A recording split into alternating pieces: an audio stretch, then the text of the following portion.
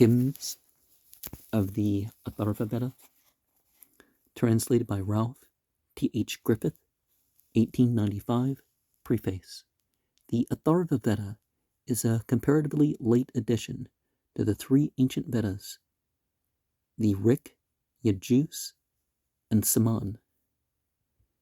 The Vedas, respectively, of recited praise, sacrifice, and song are chanted hymn, which formed the foundation of the early religious belief and worship of the Hindus. Unlike these three Vedas, the Atharvaveda derives the name by which it is generally known, not from the nature of its contents, but from a personage of identifiably remote antiquity named Atharvan, who is spoken of in the Rig Veda as the first priest who rubbed Agni forth, or produced fire by attrition, who first by sacrifices made the paths, or established ways of communication between men and gods, and overcame hostile demons by means of the miraculous powers which he had received from heaven. The Yazidi talk about 21 paths. If you connect 7 points with a path between each point, and of course jumping if you put one in the middle or something, right, you end up with 21 rays. To the descendants of this Atharvan, associated with the Angarasas and the Brgus, members of other ancient priestly families, often mentioned in the Rig Veda, the collected hymns, also called the Atharvangarasas and the Brigvangarasas, that is, the songs of the Atharvans and Angarasas, and the songs of the Brigus and Angarasas. And in the Gopatha Brahmana, the Atharvana Veda, and the Angarasa Veda were, it is said, originally revealed. And there is reference as if there were 7 Vedas. But could this be a confusion of these 2 extra names here? And perhaps something else?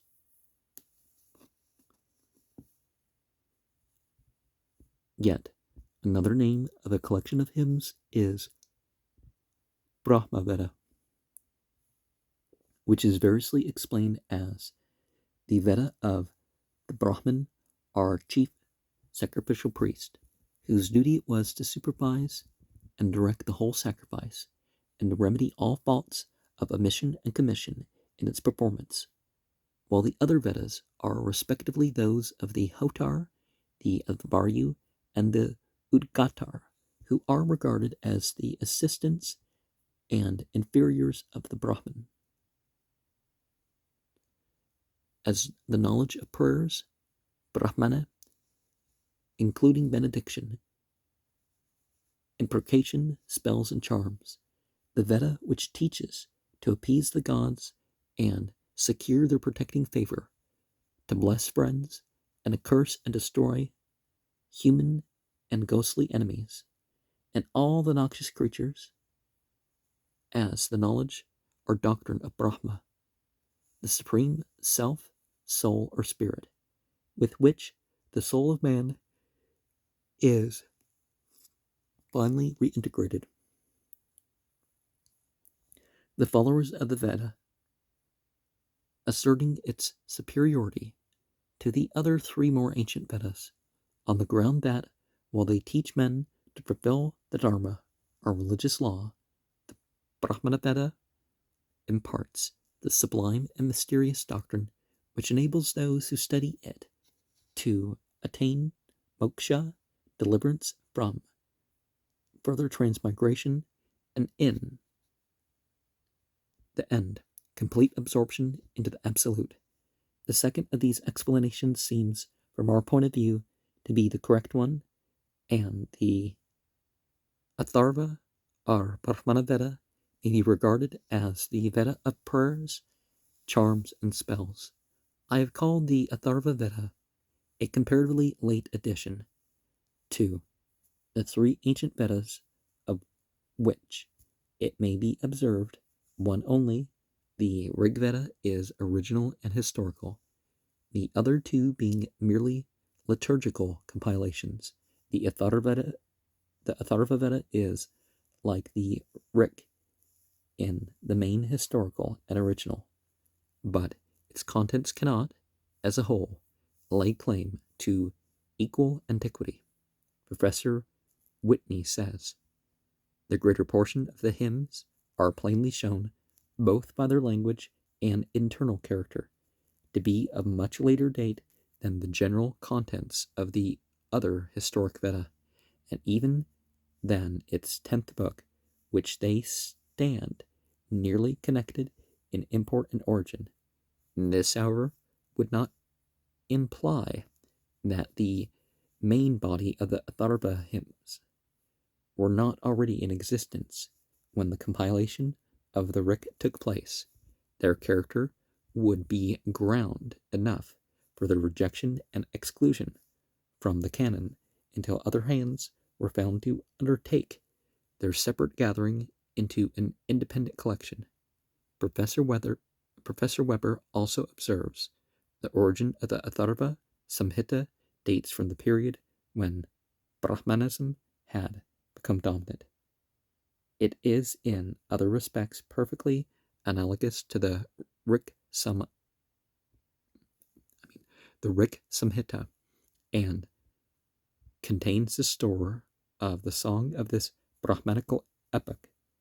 Many of these songs are to be found also in the last, that is, the least ancient book of the Rik Samhita. In the latter, they are the latest additions made at the time of its completion. In the Atharvan, they are the proper and natural utterance of the present. The spirit of the two collections is indeed widely different. In the Rik, there breathes a lively, natural feeling, a warm love for nature, while in the Atharvan, there prevails, on the contrary, only an anxious dread of her evil spirits and their magical powers. In the Rik, we find the people in a state of free activity and independence. In the Atharvan, we see it bound in the fetters of the hierarchy and superstition. But the Atharva Samhita likewise contains pieces of great antiquity, which may perhaps have belonged more to the people proper, to its lower grades, whereas the songs of the Rik appear to have been the property of the higher families. It was not without a long struggle that the songs of the Atharvan were permitted to take their place as a fourth Veda. There is no mention made of them in the more ancient portions of the Brahmanas of the Rik, Saman, and Yajus.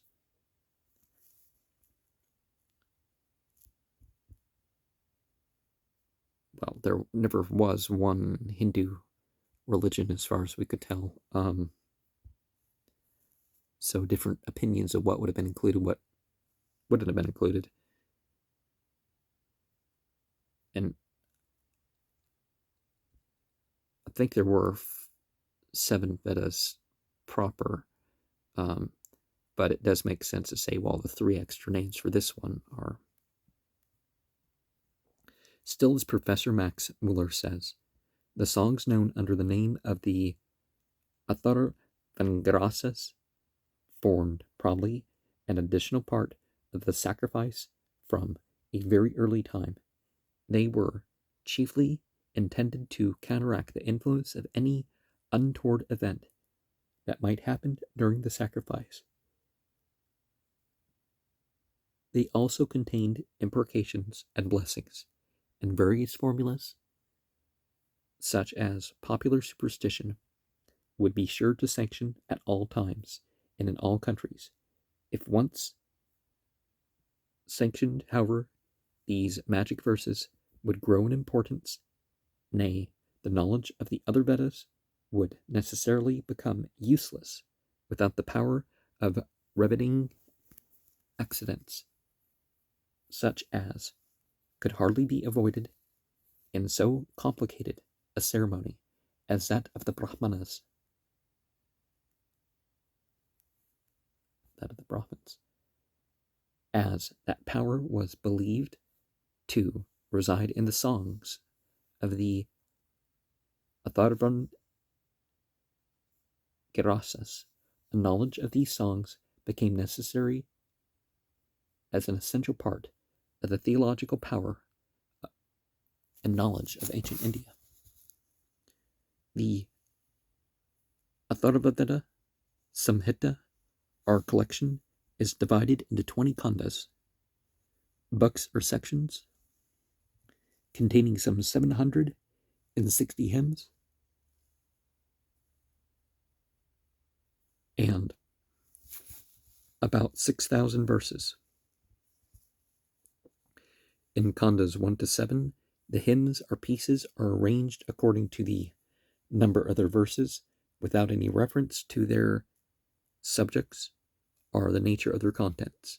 The hymns of Khanda 1 contain on average 4 verses each, those of Khanda 2, 5, those of 3, 6, those of 4, 7, those of 5 from 8 to 18, those of 6, 3, those of 7, many single verses, and upwards to 11.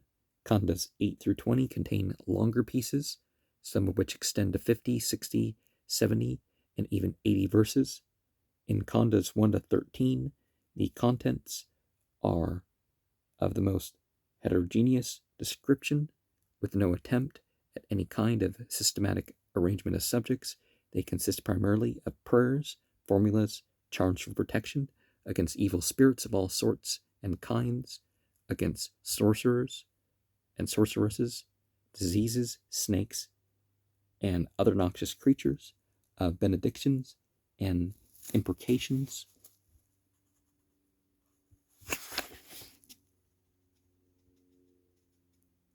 invocations of magical herbs, prayers for children and long life, for general and special protection and prosperity, success in love, trade, and gambling, together with formulas to be employed in all kinds of domestic occurrences, and 760 hymns.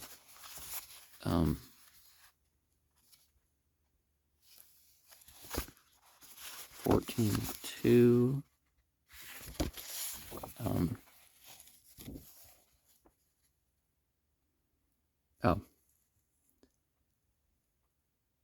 I thought for a second that they were counting one by one, but 20 has 143 hymns listed. So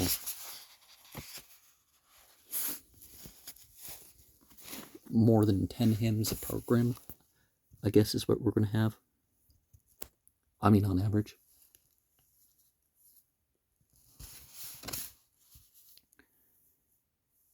In khandas 14 to 18, the subjects are systematically arranged. 14 treating of marriage ceremonies, 15 of the glorification of vratya, or religious wandering, mendicant, 16 and 17 of certain conjurations, 18 of funeral rites, and the offering of obsequial cakes to the manas, or spirits of departed ancestors. Well, we could have connected that to the mind, or the drona ceremony of the Parsis could have some similarities. We'll see. Kanda 19 contains a somewhat miscellaneous collection of supplementary hymns. Kanda 20 consists, with the exception of what is called the Kuntapa section, comprising hymns 127 to 136, of pieces addressed to Indra and taken entirely from the Rig Veda. These two kandas, which are not noticed in the Atharvaveda, Pratisakya, a grammatical treatise on the phonetic changes of words in the text, are manifestly a later addition to the collection. Many of the Atharva hymns reappear in the Rig Veda, about 1/7 of the collection, sometimes unchanged and sometimes with important variations being found in the older compilation. Interspersed in several of the kandas are pieces of varying length, consisting of curious cosmogonical and mystico-theological speculations, which are not without interest as containing the germs of religious and philosophical doctrines afterwards fully developed in the Brahmanas and Upanishads. In this strange collection of heterogeneous material, there is much that is obscure, much that is unintelligible, much that is intolerably tedious, and not a little that is offensive and disgusting to European taste. Well, I saw that the school district banned the Bible. Well, people can personally have their own copy and stuff, but as far as state funding, because of that Ezekiel and I don't know what else.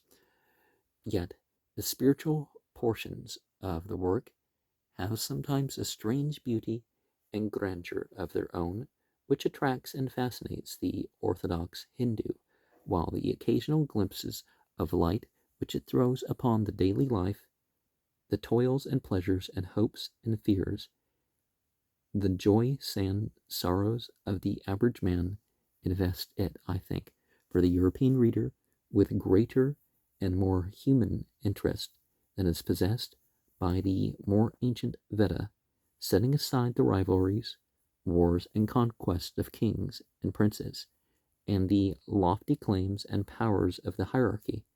We may follow the course of the middle-class Arya's life from the cradle to the funeral pile, and even accompany him to his final home in the world of the departed. We hear the meditative charm pronounced over the expectant mother before her own child is born, blessing on the newborn infant, and in due time on the darling's first 2 teeth. We attend the solemn ceremony in which the youth is invested with his toga virilis, the new garment whose assumption signifies his recognition as an adult member of the family with new responsibilities and new duties to perform. As his fancy turns to thoughts of love, we hear him murmuring the charm which shall win him the maiden of his choice, and the lullaby which shall seal every eye but hers in the beloved's house, and enable him to visit her without detection or suspicion. We follow him in his funeral and somewhat unromantic wooing of a bride through a friend who acts as much as matchmaker. We see the nuptial procession of the bride's introduction to her new home. We hear her benediction on the bridegroom and the epithalamium pronounced over the wedded pair. The young husband is an agriculturalist, and we see him in his field superintending the plowman and praying to Indra and Pushan and the genie of agriculture to bless their labors. Anon, with propitiatory prayer, he is cutting a new channel to bring the water of the brook to the land. which is ready for irrigation. He is praying for rain and an abundant crop. Again, when the grain is ripe, he is busy among the men who gather in the harvest, invoking the aid of the good-natured goblins, the counterparts of our Robin Goodfellows, and leaving on the ground some sheaves to remunerate their toil. At sunset, he superintends the return of the cows who have been grazing under the protection of the wind god in the breezy pastures, and their return under divine guidance, and the reunion of all the members of the household are celebrated with symbolical mixed oblation, with milk and a brew of grain. And one of the things that cultures tend to do is they tend to worship a spirit of the place, particularly when it seems that deserts and stuff are actually more prone to polytheism than other climates, because people thought it was the opposite. They thought, oh, there was more of a tendency to polytheism in these lush brooks, all this stuff, because you'd have this of this, and it's like when there's less trees, actually, there's more of a tendency to have a deity of the tree, or this sandhill, or or like every single direction, because it was like, okay, it was bare, and you could see the horizon in every direction in some places. His wealth and family increase in answer to his repeated prayer for children and riches, and a new house must be built on a larger scale. The building is erected under the careful eye of the master, and blessed and consecrated with prayers to the gods and to the queen of the home. Not everything that's called a god or treated as god is a god, but I'm sure they mean the light beings. And may this place never go away, unless it is likewise replaced with something better, something perhaps the other side of the house restored or something. The mistress of the house brings forth the well-filled pitcher. All present are regaled with the stream of molten butter blent with nectar, which seems to be a euphemistic name for some sort of good liquor, and the householder enters and takes formal possession of his new dwelling with fire and water, the two most important necessaries of human life. The house, moreover, a wooden building with a thatched roof, has been specially assured against fire by a purred acta. The entity of that element, with the additional security offered by the immediate neighborhood of a good stream or pool of water. Now, there's talk against intoxicant use as far as, recreational. Against alcohol in specific, people generally believe that alcohol, gurus and stuff generally say that, well, the soma was allowed, but the alcohol wasn't. So the substances of the soma, the marijuana, the ephedra, the opium, the hallucinogenic mushrooms, are in their context, but there could have been other brews, you could say, that were sacred. Molten butter blent with nectar.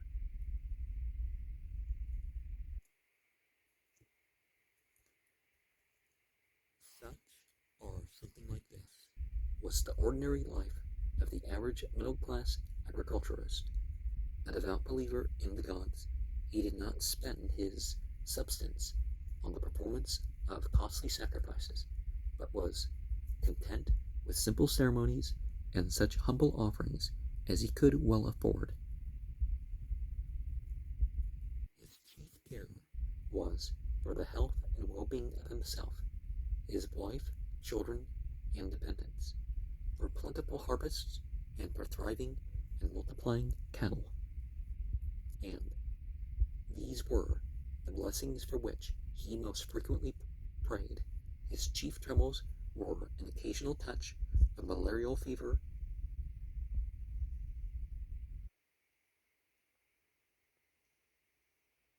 or rheumatism, a late or scanty rainfall, a storm that lodged his ripe barley, lightning that struck his cattle, and similar mischances caused by that anger of the gods or the malevolence of demons, and he was always armed with prayers and spells against the recurrence of such disasters. Well, I personally say we should step away from the doctrine of prosperity, like worldly favor like that is proof of that you're favored or opposed by deity or whatever. He was a man of importance in his village, and when he attended the assembly, which may have been a kind of municipal committee or parish council, his great ambition was to command respect and attention as a speaker, and with this view he fortified himself with charm and magic, herb that inspired eloquence and enabled him to overpower his opponents in debate. His life on the whole was somewhat monotonous and dull, but a inspired eloquence but seems to have suited him, as he was continually praying that it might be extended to its full natural duration of 100 years. At the end of that time, with his sons and his sons' children around him, he was ready to pass away to the felicity that awaited him in the world of the fathers. The small merchant or trader lived a less settled life and saw more of the world than the agriculturist, least slowly enjoying purposeless purposes with his little stock of goods. He first propitiates Indra, who is a merchant also, the god who trades and traffics with his worshippers, requiring and receiving prayer and oblations in exchange for the blessings which he sends. And he will now free the traveling merchant's path from wild beasts, robbers, and enemies of every kind. He prays also to many other deities that he may make rich profit and gain 100 treasures, and commits the care of his children and cattle in his absence to Agni, the god of all Arya men. His ritual is an extensive one, as it may be about the journey to all points of the compass, and he must accordingly conciliate all the divine warders of the heavenly regions. He has to recite some 10 hymns of Kanda 6, invoking the aid of all protecting deities, not forgetting to consult the weather prophet and to obtain from him the promise of auspicious mornings, noons, and nights.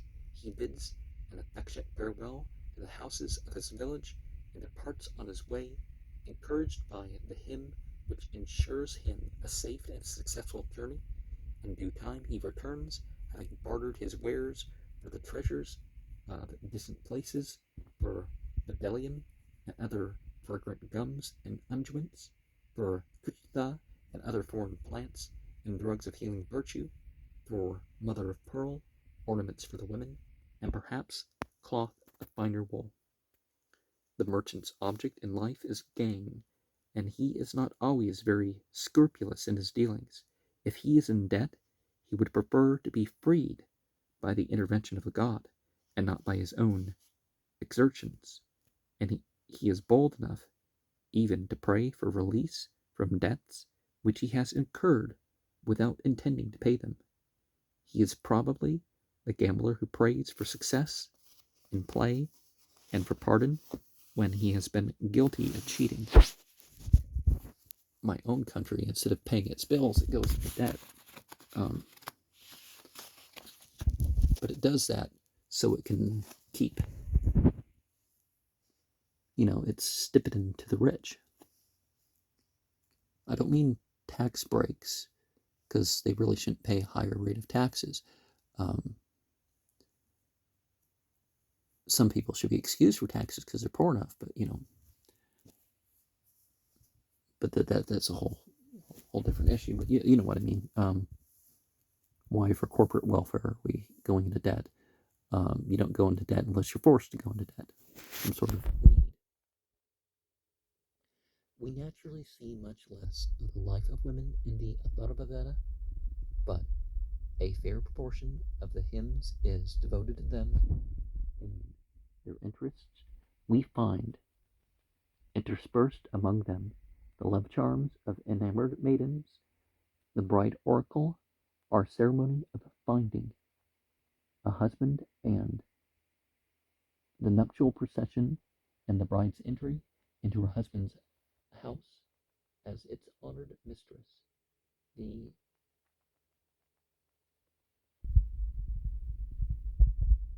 epithalamian benediction and many spells and charms to ensure her safety and well-being. The mistress of the household had her share of duties, cares, and troubles, as well as her quiet joys and pleasures, and she sometimes launches a furious and revengeful imprecation against her unfaithful husband, and with a sullen incantation invokes death and destruction upon her successful rivals. Careful with curses that they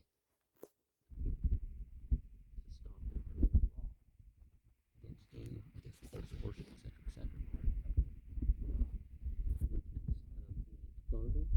With some amendments of the numerous and obvious false readings of the manuscripts, and some attempts to bring sense out of the utter nonsense which constitutes part of the last two books, was published at Berlin in 1856 of the Common Era by Professor Rudolf von Roth and W.D. Whitney. The intention of these distinguished scholars was to prepare and publish a second volume containing complete indexes, notes, and translation.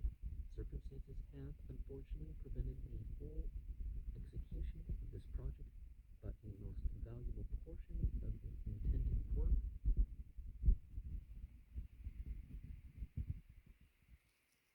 Professor Whitney's Index Verborum to the published text appeared in 1881 as volume 12 of the Journal of the American Oriental Society. The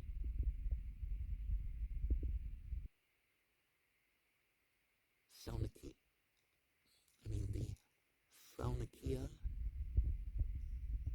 Chatura Vyayaka, or the Atharvaveda Pratisakya text, translation and notes, was published by Professor Whitney in 1862 in volume 7 of the same society. Of the two existing ritual sutras of this Veda, an excellent edition of the Kausika with its extracts from the commentaries of Darila and Kasava has been brought out as volume 14 of the Journal of the American Oriental Society by Professor Maurice Bloomfield, and Dr. Richard Garb has published a careful edition of the text of the Vatana with critical notes and indexes, followed by a commented translation of the work, and Anuk Ramana Our index to the Atharvaveda is extant. I'm indebted to Mr. W.H. Wright, principal of Queen's College, Benares, and to the librarian of the Sanskrit College for the loan of a copy of this work borrowed from a gentleman of Benares. Portions of a commentary inscribed but without sufficient authority to Sayana were discovered some 14 years ago by Rao Bahadur Shankar Pandurang Pandit of Bombay and have been printed but not published in their incomplete state. The Pandit is still waiting hopelessly, I fear, for the missing portion of which no trace has as yet been found. I have not succeeded in obtaining the printed sheets, but Professor Whitney, who has seen them, says, Festgruß an Rudolf von Rothsum Dr. Jubiläum, 1893, page 96. What there is that is valuable in the Atharvaveda commentary, apart from the various readings, is, on the whole, only what it derives and reports from the auxiliary literature to which we also have access. Independently and as commentary, I have not found that it is anywhere makes important contribution to the understanding of the text. One Brahmana, the Upatha, published in the Bibliotheca Indica, 1870 to 1872, belongs to the Atharvaveda and its Upanishad, many of which are comparatively recent date and are said to number 145. One of the things that we could probably look at is like in the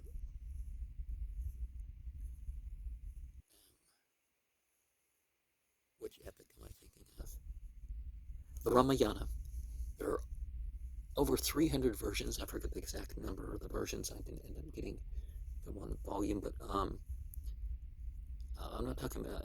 So there are over 300 separate text translations, you could say.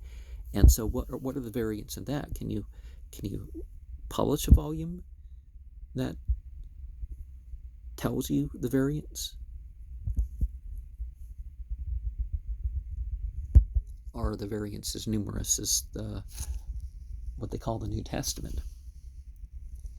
Over 10,000 variants in that.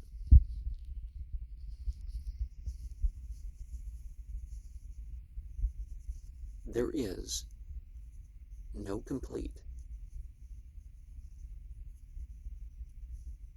or nearly complete translation of the Atharvaveda in any European language. Professor von Roth has published versions of a few hymns in his History and Literature of the Veda, and elsewhere Professor Weber has published in Studien, volumes 4, 13, and 17, an excellent translation with exhaustive notes of Kandas 1 to 3, and in volume 5, the nuptial formulas contained in Kanda 14 with a great variety of love charms and similar formulas from other kandas. Mr. Mura has translated some entire hymns and many fragments and detached verses and lines in his original Sanskrit text, especially in the 5th volume of that excellent work. Professor Ludwig has translated, unfortunately without a commentary, about 230 of the most important hymns. Dr. Grill, in his 100 Lieder des Atharvaveda, has translated and annotated 100, and Victor Henry has published a translation and commentary of Kandas 7 and 13. Hert Florenz has published a version of about half of Kanda 6. Dr. Lucien Scherman has translated and elucidated 13 of the philosophical hymns, chiefs from Kandas 10, 11, 13. and 19, and Professor Maurice Bloomfield has thoroughly discussed and partly translated 7 hymns of Kandas 1, 2, and 6 in the American Journal of Philology, Volume 7, 4. I have not been able to obtain a copy of Herr Floren's work, but with this exception, I have derived the greatest possible benefit and assistance from all the translations and commentaries that I have mentioned, and I readily and thankfully acknowledge my general indebtedness to their authors independently of, and in addition to, special references in my notes and index of names, etc. I need hardly say that the great St. Petersburg lexicon has been constantly referred to, as well as the dictionaries of Sir M. Monier Williams and Professor MacDonald von Roth's edition of the Nirukta, the Sigriyaz edition of the Anakartha Samgraha del Brooks das Altindisch Verbum and the Edisch Studiens of Professors Pischel and Gildner, the Index Verborum, edited by Professor Whitney, I found of the very greatest service Professor Zimmer's Atharvaveda has also greatly assisted me, and much light has been thrown upon obscure passages by Professor Bloomberg's edition of the Kausika Sutra and Dr. Garb's Vatana Sutra. My plan of translation is that previously adopted in my versions of the hymns of the Rigveda and Samhitas, while aiming especially at close fidelity to the letter and spirit of the original. I have endeavored to make my translation as readable and intelligible as the nature of subjects and other circumstances permit. I have also attempted to preserve something of the external form of the original hymns by rendering them in general, so far as I found it possible or expedient, in syllabically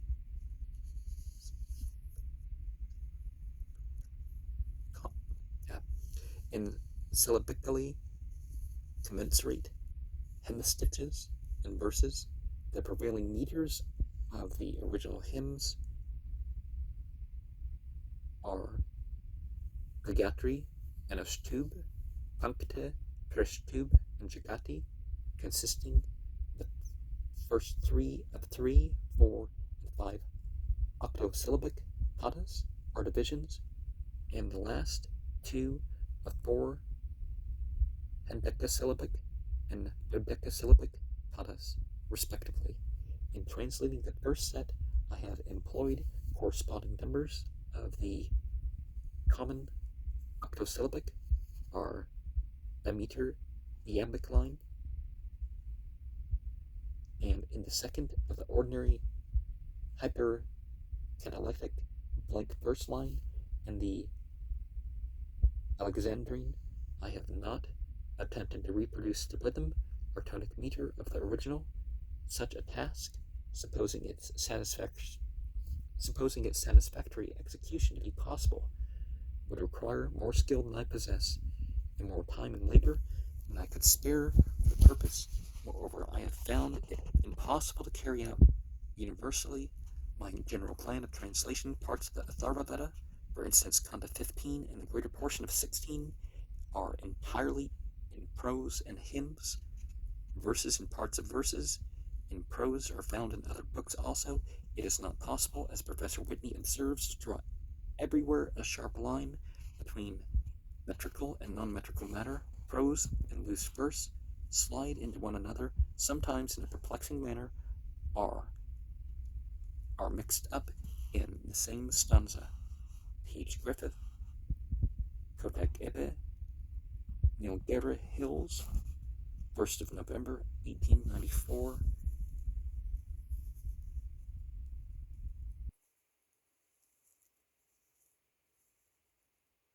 And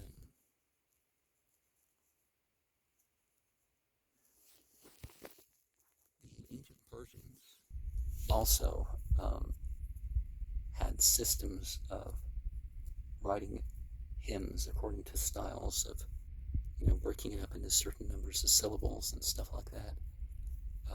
So the Persians and the Hindus were actually probably the best at that. But Revelation doesn't always fit into those categories. But those things can be blended together from one to the next and all that sort of stuff. Okay.